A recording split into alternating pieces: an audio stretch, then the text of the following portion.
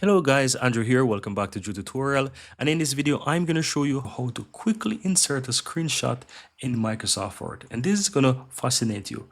Once you're in Microsoft Word, all you have to do is ensure that you click on insert. So if you're in home, click on insert, and then you will have under the illustrations screenshot.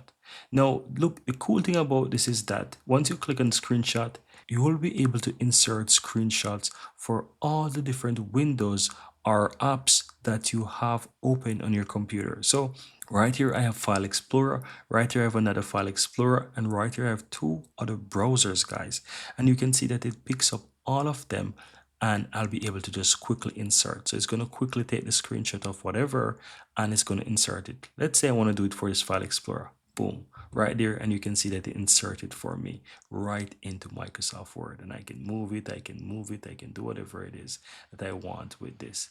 And that's how easy it is, guys. Very easy and very simple how to insert screenshot in Microsoft Word.